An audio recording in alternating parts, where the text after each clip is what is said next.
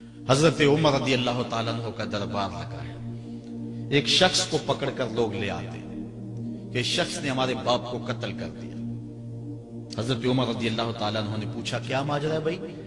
اس نے کہا جی واقعی میں ان کے باپ کا قاتل ہوں، لیکن میں نے قصداً قتل نہیں کیا۔ ہوا یہ کہ میں ایک مسافر ہوں، جا رہا تھا، راستے کے اندر سبز چراگاہ تھی، میرا اونٹ بھوکا تھا، اس چراگاہ میں داخل ہو گیا۔ اس کے بوڑھے باپ نے پتھر اٹھایا اور میرے اونٹ کو مارا، اس کی آنکھ نکل گئی۔ مجھے بڑا غصہ آیا، میں نے وہی پتھر اٹھا کر اس کے باپ کو دے مارا، لیکن وہ ایسے ٹھکانے پہ لگا کہ اس کا باپ فوراً فوت ہو گیا۔ میرا قصد اور ارادہ نہیں تھا، لیکن بہرحال میں اس بات کا اقراری ہوں کہ میں نے اس کے باپ کو قتل کر دیا ہے۔ آپ جو حکم سنائیں میں اس کو قبول کروں گا، لیکن میں ایک مہلت مانگتا ہوں کہ میرے دوست، میرے بھائی کی کوئی رقم میرے ذمہ ہے، میرے پاس اس نے امانت رکھی ہوئی ہے اور وہ مجھے پتا ہے کہ میں نے کہاں چھپا کے رکھی ہوئی ہے۔ اگر آپ فیصلہ کر دیتے اور میری گردن کاٹ دی جاتی ہے تو وہ امانت جو میں نے رکھی ہوئی ہے سنبھال کر کے، میرے علاوہ کوئی جانتا بھی نہیں ہے، تو وہ اس تک کون پہنچائے گا؟ اگر آپ مجھے 3 دن کی مہلت دے دیں تو میں جا کر کے اس کی امانت اس کو واپس کر کے پھر واپس آؤں گا، پھر یہ پھندا پھانسی کا میں اپنے گلے میں ڈلوانے کے لیے تیار ہوں۔ حضرت عمر رضی اللہ تعالیٰ عنہ نے فرمایا کہ کوئی شخص تیری ضمانت دے دے تو ہم تجھے چھٹی دینے کے لیے تیار ہیں۔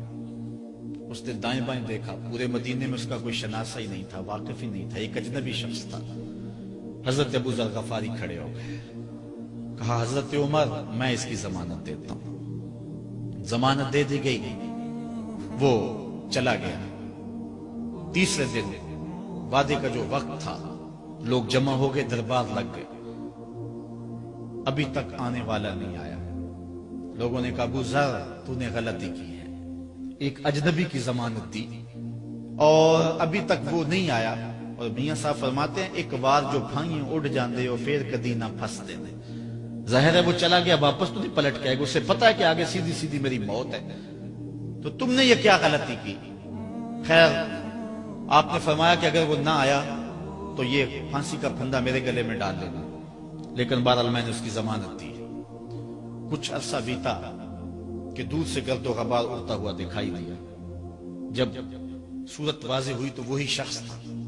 حضرت عمر فاروق رضی اللہ تعالیٰ عنہ کے دربار میں کھڑا ہو کہنے لگا حضرت کسی وجہ سے تاخیر سے پہنچا ہوں، معذرت چاہتا ہوں، اب جو حکم ہے پورا کیجیے۔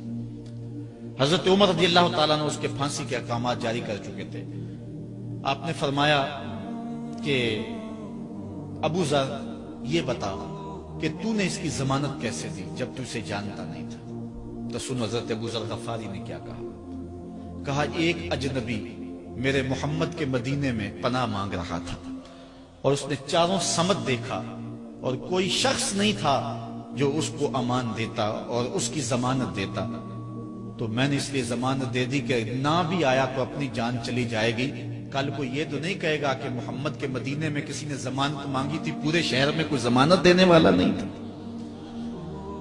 اس کو کہا کہ انہوں نے تو ضمانت دے دی، میاں اب تو بتا کہ تو چلا گیا تھا، تجھے جانتا کوئی نہیں تھا، نہ پلٹ کے آتا تو تجھے کوئی پوچھنے والا نہیں تھا، تو نے یہ دوبارہ موت کے منہ میں کیوں اپنا سر رکھا ہے؟